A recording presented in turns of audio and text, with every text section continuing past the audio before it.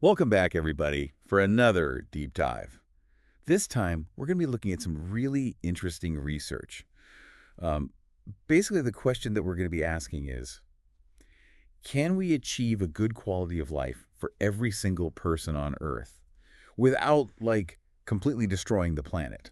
Yeah, That's the big question. or a question Yeah. us. So, we often measure a country's development by things like, wealth, economic growth. Yeah, This article is kind of pushing back against that a little bit and saying, those metrics can be kind of misleading. hmm So what if there was like a better way to figure out how much progress, different countries are making? One that considers, not just human well-being, but also the environmental sustainability. I think that's exactly the point. It's Right. trying to sort of fill that gap, right? Like it's challenging the idea that economic growth is the only way to improve people's lives. Yeah. And, it's highlighting that economic growth often has a really, really high environmental cost. Right. Yeah. It's like we've been, so focused on getting richer hmm that we haven't really stopped to think if it's actually making our lives better Totally. or what it's doing to the planet along the way. Yeah. And that's where this new metric comes in, the EHDI, Okay. Environmentally Adjusted Human Development Index. Okay. And it tries to measure, how scalable a country's development model is. In other words, could everyone on Earth live like this without just, completely destroying the environment? Okay. Yeah. I'm interested to hear more about this EHDI. So how does that actually work? Does it just take the old Human Development Index, Yeah. the HDI, and then factor in some environmental data? It's a little bit more nuanced than that. It builds on the HDI, which, as you know, looks at things like life expectancy, education, and income Yeah. to kind of get a sense of overall well-being. Right. Right. The HDI has been around forever. Forever. Yeah. But the problem is that it often ranks really high polluting, high consuming countries Mhm. at the top, Yeah. making them seem like the goal, oh, we should all be like these guys. Totally. That's kind of where the UN tried to step in with the Planetary Pressures Adjusted HDI, or PHDI. Okay. But that hasn't been quite the solution that they were hoping for. So I'm guessing it's because just comparing countries to each other doesn't really tell the whole story. Yeah, you got it. If everyone's overusing resources, even the quote unquote best performer Yeah. is still part of the problem, right? Yeah, totally. The PHDI kind of falls short because it measures environmental performance, relative to other countries, Uh-huh. not against, absolute planetary boundaries. Okay. So it's kind of like giving out awards for the, slowest person in a race where everyone is running in the wrong direction. Uh-huh. Right. Not that helpful. Yeah, that's a good analogy. So then the EHDI comes in and says, hold on, let's see if everyone could actually live this way without, causing total ecological meltdown. That's it, yeah. And here's where it gets even more interesting. It takes into account, historical emissions and resource use. Whoa. So countries are being held accountable for their past actions, Yeah, not just what they're doing right now. not just what they're doing right now. So- Exactly. It's our footprint isn't just about what we're doing today. It's about, all of our past impacts. Makes sense. Yeah, it's we can't just pretend those didn't happen, right? Totally. Okay, so we've got this new, more comprehensive way of measuring, human well-being hmm and long-term sustainability. So what does it actually tell us? Who are the EHDI superstars? Well, that's what's so interesting. It's not the usual suspects. It's not the economic powerhouses. Right. It's not the countries with massive GDP. Okay. Yeah. So who is doing well then? Well, Panama, Costa Rica, and Sri Lanka are doing really well. Wow. Okay. They're all demonstrating that it is possible to achieve pretty high levels of human development, but while keeping environmental impact relatively low.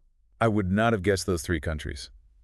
So what are they doing differently? I want to know all their secrets. That's what we're going to get into next. These countries are fascinating case studies in how to do development sustainably. Awesome. I can't wait. They're challenging all of our assumptions about what progress really means. Okay. And showing that there are totally different ways to create a thriving future.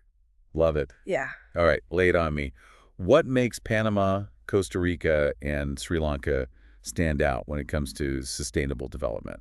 Well, one thing they have in common is they've all invested a lot in education and healthcare. Okay. Yeah. Makes sense, right? They get that a healthy, educated population, it's essential for, long-term well-being. Yeah, sure. Both for individuals and for, society as a whole. Right. You can't really have a thriving society if people are struggling with the basics. Totally. And the interesting thing is they're achieving similar social outcomes to a lot of high HDI nations. Oh, wow. Even though they have lower GDP per capita. Huh. So they're showing that you don't need to be like a super wealthy nation to give your citizens a good quality of life. That's really cool. Okay, so investing in people, got it. But what about environmental policies? Oh, Are yeah. they doing anything particularly innovative? For sure. They've been like pioneers when it comes to implementing new environmental policies. Right. Costa Rica has this program. It's called Payments for Ecosystem Services, Oh, yeah. where they actually pay landowners to conserve forests and protect biodiversity. Yeah, I've heard about that. It's basically like recognizing that nature has economic value. Yeah, Right, and rewarding people for taking care of it. exactly.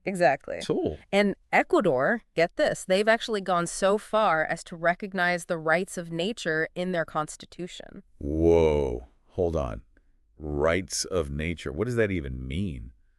Like trees and rivers have the same rights as people. Kinda, yeah. It's like a total shift in perspective, right? Instead of seeing nature as just something we can exploit, Right. we start recognizing it as like a partner. Like essential to our own well-being. Yeah, totally. Like we're not separate from nature, we're a part of it. Yeah.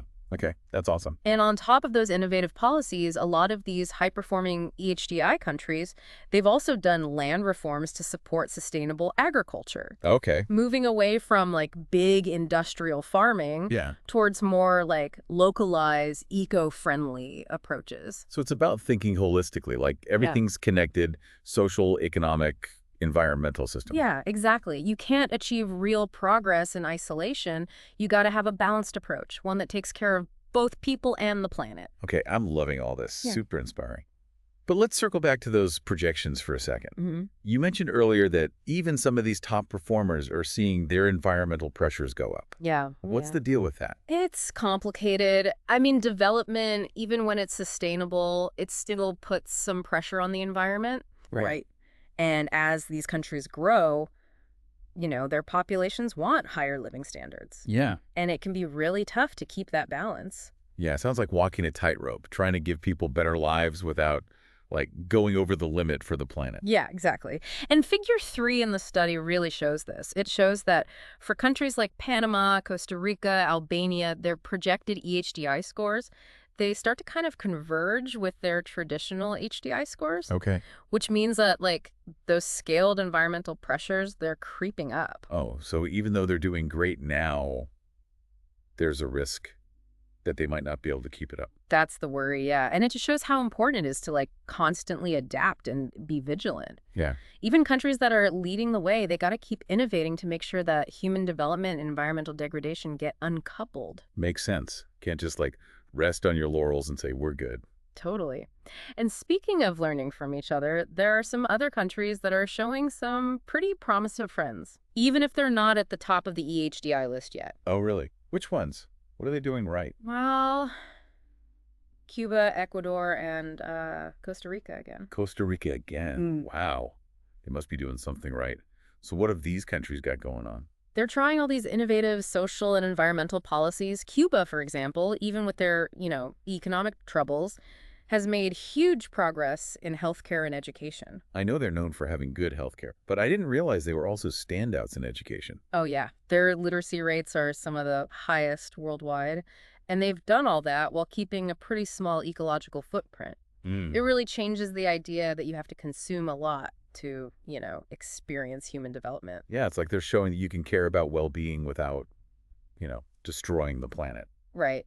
And then you have Ecuador with that whole recognizing the rights of nature thing. Such a bold move that, reframes how we look at the natural world. Yeah, we were talking about that earlier. That's a big idea, right? It's like they're saying, we're not the only ones who get a say in the future. Right. And Costa Rica is still impressing everyone with their commitment to renewable energy and that payment for ecosystem services program. I'm sensing a theme here, like investing in education and healthcare, coming up with new environmental policies, and focusing on sustainable agriculture. Am I right? Yeah, definitely. What these countries show is that sustainable development has a lot of different sides to it. You need to look at it as a whole. So it's not like you can just change a couple things and be done. Right. You need to change how you think about things, Yeah. change your values and priorities. Exactly. And that takes us back to the big question of this whole deep dive. What does this all mean for us? Yeah, like what are we supposed to do with all this? The research was cool, but it's all about countries. What can regular people do to, make things more scalable? That's a great question, and to be honest, the study doesn't really say, but I think it makes you think about a few things. Okay, let's hear it. What do we need to think about? Well, first of all, imagine what a scalable lifestyle would be like for you personally. Could you make your own impact on the environment smaller without, making your life worse? Hmm, that's a tough one. It's easy to feel overwhelmed by, all the problems in the world. But maybe just thinking about our own choices is a good way to start. Yeah, it's about asking yourself, what really matters to me? Do I care more about having a lot of stuff, or do I want to have, good experiences, strong relationships, and a purpose in life? And then, how can I make sure my everyday actions match up with those values? It feels like our society wants us to have more, do more, and buy more. It's hard to go against that. Yeah, there's a lot of pressure to do that stuff. Yeah. But I think this research gives us some hope. It shows that there's another way to live, where people can be happy and healthy, and the planet is healthy too. So it's not about feeling bad or giving everything up. It's about remembering what really makes us happy and finding ways to be nicer to the planet while we're here. That's a great way to think about it. I think that gets to the core of what sustainable development really means. Yeah, It's not about being unhappy or having a bad life. It's about finding ways to have a great life without ruining the planet. I love that. This deep dive into the EHDI hasn't just been about learning a new thing. It's been about changing how we think about progress and all this sustainability stuff. It's about being open to different ideas about the future. That's what's so great about these deep dives. They make you curious, they make you question things, and they help you make better choices. Absolutely. We hope this deep dive got you thinking about what a sustainable future could look like in your own life. We'll see you next time. Keep diving deep.